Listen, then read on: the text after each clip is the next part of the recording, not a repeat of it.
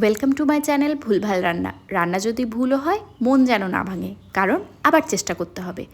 তো দেখে নেওয়া যাক আমার আরও একটা ভুলে ভরা রেসিপি পুডিংয়ের।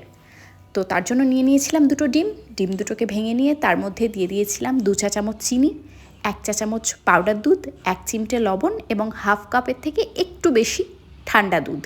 তারপরে এই মিক্সচারটাকে একটা হ্যান্ড ব্লেন্ডারের সাহায্যে খুব ভালোভাবে মিশিয়ে নিয়েছিলাম। এই মিক্সারটা সাইডে রেখে একটা প্যানের মধ্যে 2 চা চামচ চিনি দিয়ে সেটাকে ক্যারামেলাইজ বানিয়ে নিয়েছিলাম।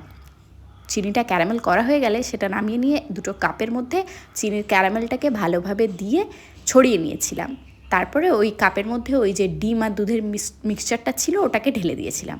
এখানে আমি একটা ভুল করেছিলাম, ওই মিক্সচারটা আমাকে একটু স্ট্রেন করে ঢালতে হতো, কিন্তু আমি এটা ডিরেক্টলি কাপের মধ্যে দিয়ে দিয়েছিলাম। সে যাই হোক, তারপরে গ্যাসে একটা কড়াই বসিয়ে তাতে একটা স্ট্যান্ড দিয়ে একটু জল দিয়ে ওই স্ট্যান্ডের উপরে আমি কাপ দুটোকে রেখে দিয়ে ঢেকে দিয়েছিলাম। যেহেতু ওই কড়াইটার লিডটা ছিল কাচের, আমি উপর থেকে দেখতেই পাচ্ছিলাম। মোটামুটি 30 মিনিট পর্যন্ত রাখার পর ওটা আমার হয়ে এসেছিলো। তো 30 মিনিট পর ঢাকনাটা খুলে কাপ দুটোকে নামিয়ে নিয়ে একটু ঠান্ডা করে নিয়েছিলাম। ঠান্ডা হওয়ার পর ওই কাপ দুটো থেকে পুডিংটা আমি দুটো প্লেটের মধ্যে সার্ভ করে নিয়েছিলাম। এই তো এতটুকুই ছিল আজকের রেসিপি। দেখতে বেশ ভালোই হয়েছিল এবং খেতেও ঠিকঠাক হয়েছিল। ভুল হোক বা ঠিক, রান্না কিন্তু থামবে না। আবার দেখা হবে পরের ভিডিওতে অন্য কোনো একটা ভুলে ভরা রেসিপি নিয়ে। ততদিন ভালো থাকবেন।